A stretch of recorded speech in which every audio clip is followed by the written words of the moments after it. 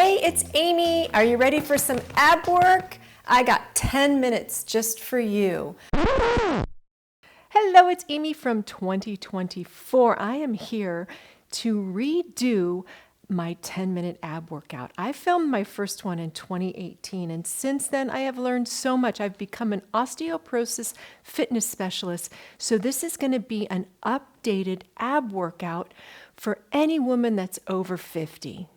By the way, I've got my 2 new kittens here.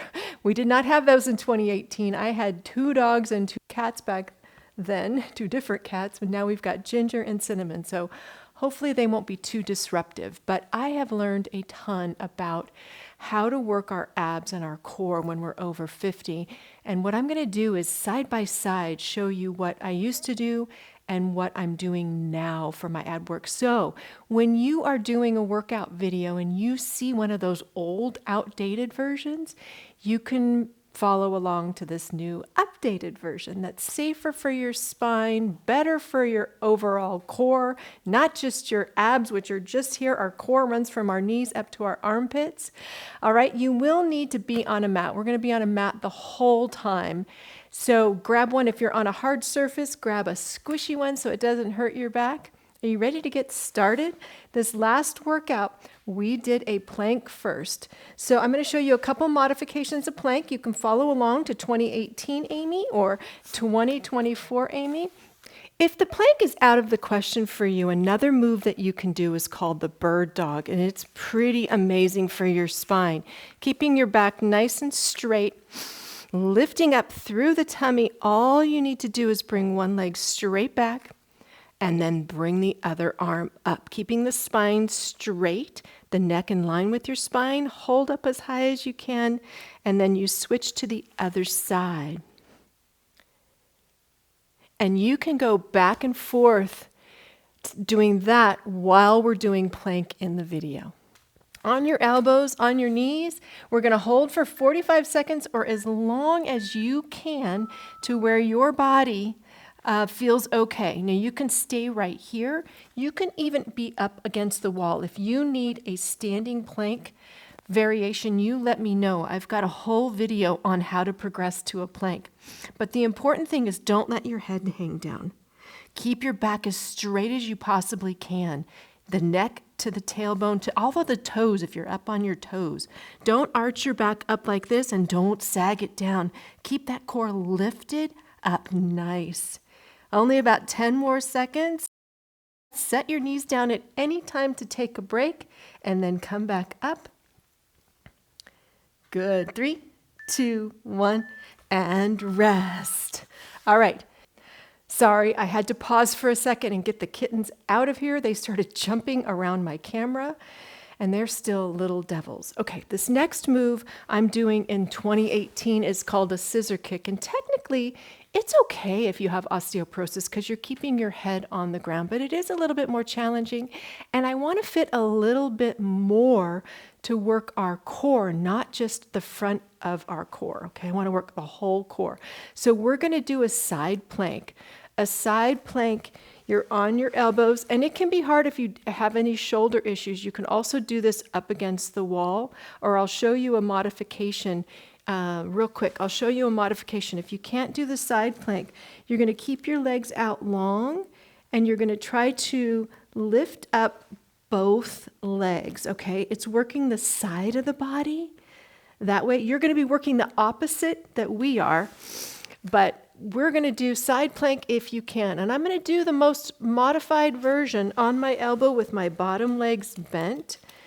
Lifting yourself up, get yourself up there, and then hold, lifting up through the side of your body. See, if you have a shoulder problem, this could be an issue. Maybe you're going to be doing the scissor kicks, okay? But this is an awesome osteoporosis-safe move to work the side of the body and all of those lovely core muscles. Keep holding. If you want to make it even more challenging, you can go straight-legged, okay? I'm going to stay about right here. 10 more seconds. Anytime that shoulder, it could be the weakest link in this whole chain right here. Anytime that hurts, you set it down. Good job. Let's swing around. Good. Instead of doing crunches, like I did in 2018, and these were circle crunches, forward flexion of the spine can cause vertebral fractures. So you want to minimize that. So let's not do that and do side plank. On the other side, lifting yourself up, breathing, listening to your body, and focus on what you're working, the side of the body. Good, keep going. You can, of course, make this more challenging by bringing your legs out and make it even prettier by bringing your arms up, but I'm going to stay right there. Ooh, I'm hard, starting to get warm. 15 more seconds, stop. When anything hurts, listen to your body. Or if you're doing the lying side leg lifts, both legs up, you can capture the muscles that I'm working right here. And there we go. Good. Next one, instead of flutter kicks, which are very difficult, we're going to do dead bug, which is next. If you'd like to do flutter kicks, they are osteoporosis safe, but the dead bug is an amazing workout. Arms up, legs up. One leg comes straight out as the opposite arm comes out overhead. And you want to keep good things to remember is keep that low back glued to the mat. Pelvis stays still. Going nice and slow. Good. Back and forward. And back and forward. Reaching as long as you can. Slow and control is so much harder than using momentum and flopping all over the place. You're really focusing on the ab muscles in the front of the leg and maybe even the hip flexors. There we go. Good job. All right. The next one is not osteoporosis safe. It's a toe reach crunch. You're reaching up. You're doing that. What we're going to do instead is a pelvic tilt. And if you want to make it a little bit harder, grab a pillow or a small ball or a yoga block. All right, I've got my little pillow. What you're going to be doing is lying down with a pillow between your thighs, and you're going to squeeze your inner thighs together as you do a little pelvic tilt. Imagine you have a glass of water on your tummy right here, and it spills forward. Squeeze everything and then release. Exhale and squeeze everything, zip up, and then inhale and release. Exhale, lift. Remember, feel like you're zipping up some skinny jeans or sipping a milk shake through your private part there, your vagina, I should be technical. And squeeze, zip up. Good pelvic floor exercise right here, which is an important part of our core, the pelvic floor. Last one. Okay. You can drop that ball or keep it between your legs. I like keeping a ball between my legs for a bridge. We're going to work on the hamstrings and the glutes, which are a missing part of a core if you're just working on your abs. Up and down. Yeah, and then the move I did in 2018 was a twist. It's something else you want to minimize if you've got osteoporosis. Long, contracted crunches and twists are something you just want to be real careful of. Squeeze up, squeeze the ball together, work the back of the legs and your glutes. Oh, such an important part of our core. Good.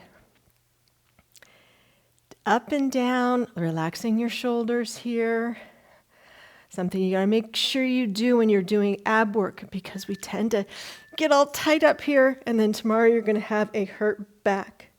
All right, this next move that I do in the video in 2018 is osteoporosis safe. It's one of my favorite osteoporosis safe exercises. Knees straight up. Deep breath in. You've got a grape underneath your low back. That grape stays squished, and you're gonna take one foot down towards the mat as you lift it up and then down on the other side, keeping a 90-degree bend in your knee. You're only going as low as your body will let you go without letting that low back come up off the mat. Relax your shoulders here in your neck. We don't want to cause a neck or a back problem when you're trying to work on your core. That is the first thing that women tell me that happens, because they're trying to recruit those muscles to help. It means that you're just not quite ready, and it's okay. I'd rather you work on your core slowly and not hurt your neck and back. It's so much more effective. All right. Next move I do is a bicycle, one of my favorites, bicycle. But we're not going to do that in this particular video because it's an osteoporosis-safe core. We're going to do double toe taps or heel taps. Knees bent and down and up. It's a little bit more challenging. If this is too much, do another set of the alternating toe taps. I notice with this one, I start trying to tense my upper body. Relax. Maybe I just don't need to go down quite so low. That's okay. I have been dealing with a little bit of a rib injury, so I have not been working my core as much as I should, and I can tell it's a little bit weak. Inhale on the lower and exhale and squeeze your tummy on the lift. Good. Keep going. Stop when your body says it's enough. Good. Bring your knees in and circle your knees around to massage your low back. All right. We're going to, instead of doing the ankle touch, we're going to do some side leg lifts. On your side, working this part of your core, which is very important. You're just going to come up and down. Good job, good job, good job. Excellent. Keeping the focus on what's working. So your hips are stacked. You're not leaning back. You're not leaning too far forward. A little bit forward does get that nice gluteus medius and minimus right there. So if you want to work on that, you can just lean a little bit more forward.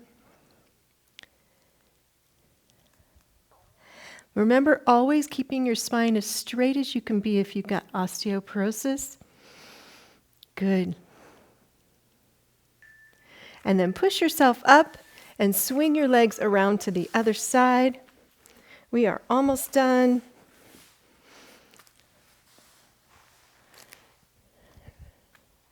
Not yet. Here we go. There's my lovely, lovely timer. I love my timer. Up and down. Good job. Leaning forward if you need to, just a little bit, making sure you're focused on the side of the leg. Those muscles are so important for hip health, hip stabilization, balance, and they get neglected. They're hard to work. The glutes want to take over, the hip flexors want to take over, the hamstrings, the thighs, so we've got to focus on those to keep an overall balanced, strong core, because a strong core is a strong body. And just because if you've got diagnosed with osteoporosis does not mean you have to go wrap yourself in bubble wrap. Now push yourself up to sitting, keeping that spine nice and straight. I hope you enjoyed that video. If you have any questions about osteoporosis, osteopenia, or you don't even know you're at risk, click the link below. I've got an osteoporosis risk assessment that you can answer the questions and it'll pop out your risk, okay, if you've not been diagnosed yet.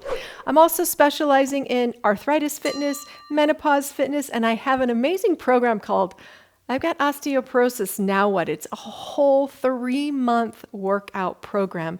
I'll leave the link to that below with a 7-day free trial. So have a great day and I'll see you in the next video. Bye.